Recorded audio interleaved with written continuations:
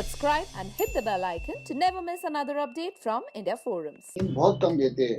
Actually light 12-1 बजे बंद करते, सुबह 8 बजे उठाते हैं और में काम होता ही है, बहुत सारा काम होता है, खाना बनाना, बर्तन मांजना, आपके कपड़े धोना। आप कैप्टन बनती देखिए, मेरा एकदम 3-4 दिन एकदम मैं फुल एनर्जी में था। मैं बहुमत से कैप्टन बना था, तो मुझे जितना मुझे यहाँ प्यार मिला उतना कभी किसी भी सीजन में घर में प्यार नहीं मिला। एजाज खान जो एंग्री मिडिल एज मैन है, उसने मेरे कपड़े पूरे टाइम धोए, बहुत सीक्रेटली धोए कि बिग बॉस को पता नहीं चला। उसको पूरा 50 एक कपड़े दिए थे धोने के लिए और रोज रात को चुपचाप कपड़े धोता था, सुखाता था वो, और उसने किसी को बताया नहीं बातें। राखी और हम कोई पुराने फ्रेंड्स नहीं थे। वो 12 साल का मुद्दा तो कहीं आया नहीं था। अचानक बोला किसी ने, राखी को याद भी नहीं कब मिली थी मुझे। राहुल क्या है? तो सबको बोलता 12 साल में 12 बार भी नहीं मिला। मुझे इतने कपड़े धुलवा दिए फोकट में। राहुल मैं तेरी दोस्त हूँ या नहीं हूँ? बोल गद्दार बोल। देखो, पहले उसने बिग बॉस किया, फिर मैंने बिग बॉस किया, फिर उसने स्वयंवर किया, मैंने स्वयंवर किया। 12 साल पहले मैं बिग बॉस सीजन 2 में था, तो राखी को मिल नहीं सकता था। तो एक्चुअल बात ये थी, हमने एक ही बार एक शो कॉमेडी सर्कस किया था साथ में, ठीक है। उसके बाद हम अभी मिले। राखी जैसे दिखती है आपको स्क्रीन पर, वैसी लड़की एक्चुअल में नहीं है। वो सिर्फ अपनी ऑडियंस को हैप्पी करने के लिए वो बोलना चिल्लाना, वो उसका असली स्वभाव नहीं। वो बहुत घरेलू और शांत किस्म की लड़की है, पर कैमरा आते ही वो कहीं ना कहीं उसका वो छूट जाता है। वो अपनी सीमा क्रॉस करने का, वो उसका एक अंदाज है सीमा क्रॉस करके लेवल तोड़ने का, वही ऑडियंस उसकी है, तो उसको करना पड़ता है अपने ऑडियंस के लिए। वो Hello everyone, joining me for a conversation today is someone जिसकी अभी हुई है बिग बॉस 14 के घर से exit. I am talking about Rahul Mahajan. Hi Rahul, welcome to India forum. Firstly मैं जानना चाहूंगी कि आपका सीजन, ऑफ कोर्स सीजन अपने सीजन के बाद इस सीजन का एक्सपीरियंस कैसा रहा है ओवरऑल? मेरा एक्सपीरियंस बहुत अच्छा रहा है। मेरा सीजन 2 था, season 8 and now season 14। Experience बहुत अच्छा था। सारे जगह देश भर में जहाँ कोविड और जहाँ ट्रैवल टूरिज्म कुछ हो नहीं रहा था, वहाँ इतने बड़े घर में रहना, स्विमिंग पूल में नहाना जहाँ सब जगह बंद है, और धूप खाना और मस्ती करना, मजे करना उस जगह की, इससे बेहतरीन कोई जगह नहीं हो सकती थी। और डिजिटल डिटॉक्स करना, मतलब मैंने स्मोकिंग ड्रिंकिंग छोड़ के 1.5 साल हो गया, बट लास्ट मेरा एडिक्शन रहा था मोबाइल फोन, इलेक्ट्रॉनिक गैजेट, इसका भी डिटॉक्स कर दिया थैंक्स टू करस। I am completely clean now. Right. Another thing, जैसे आपने ये चैलेंजेस मेंशन किए, बट इस बार आपके हेल्थ को लेके भी काफी चैलेंजेस आपको फेस करते हुए देखा। मतलब लाइक थक जाना, थोड़ा साइड में रहना, सोना, मतलब बिकॉज आप ऑफ कोर्स हेल्थ उतना साथ नहीं दे रही थी। टेल मी पर्सनली कितने सारे चैलेंजेस आपने फेस किए हैं? नहीं, वो जो सोना का था ना, तो रात को नींद कम होती थी मेरे ख्याल से। हमको 5-6 घंटा, हमको 8 घंटे की नींद की आदत है। बाद में मुझे पता चला, अभी जब लाइव में देख रहा हूँ, तो एक्चुअल नींद 8 घंटे की नहीं हो रही थी, वो 5-6 घंटे की होती, नींद कम हो रही थी। And I was on some medication जिससे मुझे ड्राउजीनेस होता था। और जब से मैं कैप्टन बना, तब से मैं 1 मिनट भी सोया नहीं। जब मुझे जिम्मेदारी मिली कैप्टनशिप की, तो मैं 1 सेकंड के लिए मैंने आंख बंद नहीं की। घर वालों ने देखा कि 1 सेकंड आंख बंद नहीं, सारे काम किए। अदरवाइज बिग बॉस के घर में इतनी कम नींद में सब सुस्ती आती है। ऐसा कोई दुनिया में जो सुस्त नहीं होगा, बिकॉज नींद बहुत कम देते हैं। एक्चुअली लाइट 12-1 बजे बंद करते, सुबह 8 बजे उठाते हैं, और में काम होता ही है, बहुत सारा काम होता है, खाना बनाना, बर्तन मांजना, आपके कपड़े धोना, plus anxiety, stress of the task, elimination, nomination, ये सब मेंटली आपको बहुत दबाव होता है, उसमें आदमी थक जाता है। तो थोड़ा मैं रहता था। And plus I am diabetic हूँ, मुझे ब्लड प्रेशर भी, उससे कुछ प्रॉब्लम नहीं हुई। इनफैक्ट मेरा डायबिटीज ब्लड प्रेशर बेटर हो गया। मेरा ब्लड प्रेशर एक्चुअली सबसे बेस्ट हो गया। सुस्ती रह रही थी बिकॉज ऑफ माई मेडिकेशन, कुछ मेडिकेशन मेरा चल रहा था, और कुछ स्टमक इन्फेक्शन वगैरह हो गया था, बहुत लोगों को तकलीफ हुई थी, but it was not something major at all, so जब आप कैप्टन बनती देखिए, मेरा एकदम 3-4 दिन एकदम मैं फुल एनर्जी में था। ट्रू। देखा हमने, जब आप कैप्टन बने उसके बाद काफी सारे लोग आपको आके बोलने लगे दैट हम ये काम नहीं करेंगे। जैसे वी सॉ विकास, उन्होंने बोला कि मैं अपना अलग से खाना बनाऊंगा। There was somebody else saying कि मैं खाना बनाऊंगी ही नहीं, एंड ऑल ऑफ दैट। तो मतलब कैसा रहा कैप्टेंसी का एक्सपीरियंस? देखिए, मेरा एक्सपीरियंस बहुत अच्छा रहा, ज्यादा लोगों ने तकलीफ नहीं दी। जो विकास की बात करें, विकास का खुद का प्रॉब्लम था, मैंने बाद में वो सॉल्व किया, वो दिखा ही टीवी पे। विकास वाला मुझे एक दिन मौका दे दे तू, सैटरडे या संडे, जो जिस दिन मैं चले गया एक्चुअली, मैं एलिमिनेट हो गया था, कि तुम्हें खाना बराबर मिलेगा, मैं देखता हूँ, नहीं मिला तो तुम अपना राशन खुद ले लो। और रुबीना का इश्यू था, रात भर सो नहीं पाई, और उसने मेरा खाना नहीं बनाऊंगी, तो उसको दंड दिया उसको मैंने, और उसका मैंने मेकअप मैंने उसे निकाल लिया। दंड देना वैसे अधिकार नहीं था कैप्टन का, मैंने अधिकार अपना बना लिया वो अलग से। तो उसको दंड दिया मैंने, पर मैं भी एग्री कर रहा था कि उसकी नींद बहुत कम सबको मिल रही थी, और रात को शोर शराबा करना 4-5 बजे तक, टाइम तो हमें पता नहीं था, और तुरंत बिग बॉस उठा ही रहे थे। तो उस चक्कर में या एक दो लोगों ने प्रॉब्लम की, पर राहुल को प्रॉब्लम दी इसलिए किसी ने प्रॉब्लम नहीं दिया। लोगों ने अपनी जेन्युइन प्रॉब्लम दी। कई बार कैप्टनसी होती है कि इसके खिलाफ हूँ मैं, और मैं बहुमत से कैप्टन बनाता, तो मुझे जितना घर में, जितना मुझे यहाँ प्यार मिला, उतना कभी किसी भी सीजन में घर में प्यार नहीं मिला। कोई मेरे कपड़े धो रहा था, कोई मेरा खाना बना था, कोई मुझे ये कर रहा था, कोई मेरे कपड़े इस्त्री कर रहा था। हर एक व्यक्ति ने मुझे प्यार दिया। आप जितने लोग अभी बाहर आएंगे, आप सबसे बात कीजिए, कोई नहीं कहेगा कि मैं राहुल महाराज से नफरत करता था, या मुझे बंदा पसंद नहीं था, या पसंद, ये कोई नहीं कहेगा। ये कभी इतिहास में बिग बॉस में होता नहीं कि सारे घर वाले बोलेंगे ये बंदा सही है। आपकी दोस्ती अभिनव से, और यू नो लाइक अभिनव से ऑफकोर्स न्यूली दिखी, क्योंकि आप आई थिंक उन्हें बाहर से नहीं जानते थे। एजाज से भी आपकी अच्छी फ्रेंडशिप दिखी। कैसा, मतलब उन दोनों का मतलब आपने कहा कि काफी सपोर्ट रहा, तो कैसा रहा दोनों का सपोर्ट घर में? जैसे अभिनव का लॉजिस्टिक सपोर्ट था कि मैं घर में बहुत कंफ्यूज हो गया था कि कपड़े कहाँ रखने हैं, क्या पहनना है, कैसे पहनना है, मेरे बाल कौन बनाएगा, हेयर स्टाइल कौन करेगा, बियर्ड कलर कौन करेगा, बाल काटेगा कौन, बालों का कलर कौन करेगा, हेयर स्टाइल रोज कौन करेगा। तो अभिनव ने सारी चीज लॉजिस्टिक की, बिकॉज गेम में समझ आता है टास्क कैसे करते हैं, पर इतना कंफ्यूजन, बिकॉज मेरी वाइफ मेरा ख्याल रखती है और यहाँ आदत नहीं होती घर में काम करने की, तो ये सब सिर्फ लॉजिस्टिक में पागल हो रहा था मैं कि। और अभिनव ने मुझे लॉजिस्टिक बहुत सपोर्ट दिया, कैसे कैसे ड्रेसिंग करनी है, क्या जूते पहनना है, क्या शर्ट पे क्या पहन जाएगी, हर बार मेरे बियर्ड को कलर करना, ट्रिम करना, बालों को हर बार रोज बनाना, मेरे बालों को हेयर स्टाइलिंग करना, सारा चीज अभिनव ने की। उसके बिना मैं शो कर ही नहीं पाता, पागल रहता। और एजाज खान जो एंग्री मिडिल एज मैन है, उसने मेरे कपड़े पूरे टाइम धोए, बहुत सीक्रेटली धोए कि बिग बॉस को पता नहीं चला। उसको पूरा 50 एक कपड़े दिए थे मैंने धोने के लिए, और रोज रात को चुपचाप कपड़े धोता था, सुखाता था वो, और उसने किसी को बताया नहीं बात ये, उसने अपने तक ही रखी। उसने मेरे को बहुत मदद की। मैं बोला भाई मैं कर देता, तो बोलता तुम कैसे कर पाओगे, जब मैं, मेरे हाथ दुख रहे, तुम्हारे हाथ दुख जाएंगे, तुम नाजुक हो मेरे से, तो मैं कर लेता हूँ। तो उसने खींच के मुझसे करवाया, उसने हेल्प की। कभी कोई कपड़े इस्त्री कर देता था, and since I was diabetic, तो लोग मुझे खाना जल्दी दे देते, टाइम पे दे देते। इफ आई आस्क कि मुझे ये लेके आओ, मेरे चाय लेके आओ, तो लोग लाते थे, या कपड़े इस्त्री करते थे। जैसे मैं बाहर भी निकला तो मैं राहुल वैद्य के शूज पहन के मैं एलिमिनेट हो गया, सॉक्स उसी के थे, रोज उसी के शूज, उसी के सॉक्स पहन रहा हूँ। तो दोस्तों में हमारा सब चलता था कि किसका क्या सामान है, कोई भी उठा लो किसी का, किसकी भी बेल्ट पहन के आ गया है नो, विकास की बेल्ट, राहुल वैद्य की शूज, किसी और के सॉक्स, ये सब मिक्सचर करके मैं बाहर आया हूँ। तो सबका सब सामान मतलब एक ही था नो। तो बहुत ज्यादा प्यार मिला मुझे सबसे ऑन इंडिविजुअल लेवल।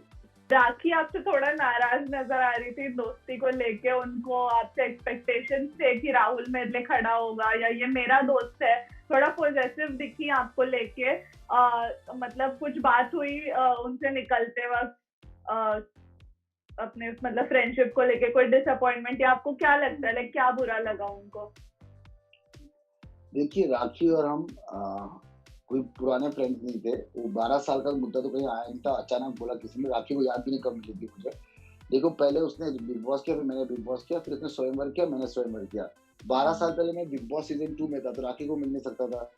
तो एक्चुअल बात ये थी, हमने एक ही बार एक शो कॉमेडी सर्कस किया था साथ में, ठीक है। उसके बाद हम अभी मिले 10 साल के बाद।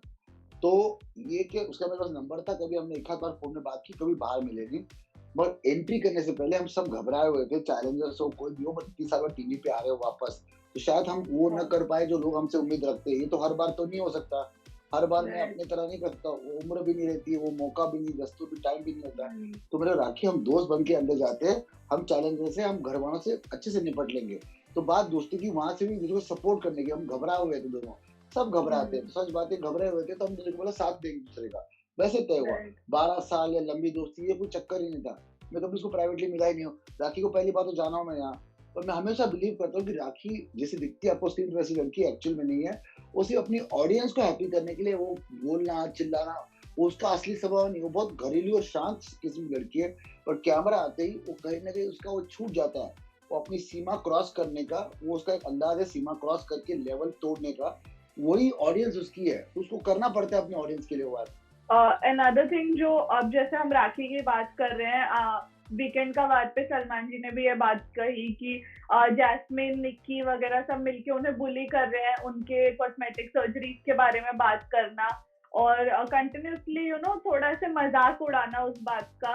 वो आपको कहीं ना कहीं ऐसे खला नहीं, आपको मन नहीं हुआ कि एक बार जाके मैं बोलूं जैस्मिन और निकी को कि ऐसे बात मतलब मत करो, कोई और ऐसे तरह से चीजें बोलो, बट ये चीजें नहीं उठाने के लिए? देखिए सलमान भाई ने मुझे पूछा नहीं तो मैं वो क्या बोले उस पर मैं उत्तर नहीं दे सकता। आपके सवाल पे उत्तर दूंगा क्योंकि मुझे पूछा नहीं जी गया वहाँ।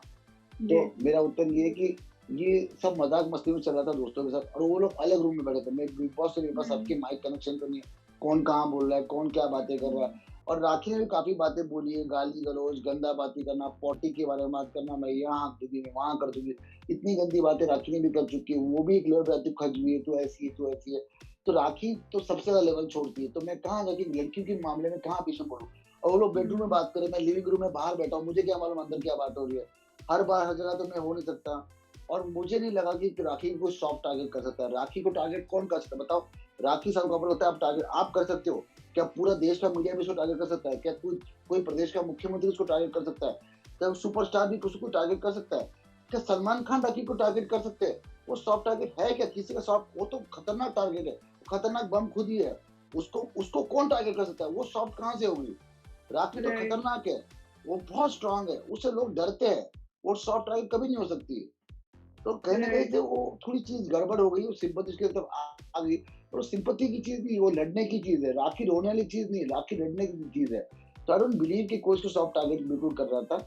उसके व्यवहार भी वैसे थे कि वो उसको पता नहीं चलता कि कभी वो लक्ष्मण रेखा कब क्रॉस करनी है, वो क्रॉस करती थी हर बार। तो उसको जवाब वहां से आता था। एक और चीज, जैसे हमने अर्शी के साथ इनिशियली देखा कि आपके साथ और अभिनव के साथ उनका एक नोकझोंक हमेशा होती थी, और आपने उनको डायरेक्टली बोला भी कि मेरे साथ मतलब मजाक मत करो।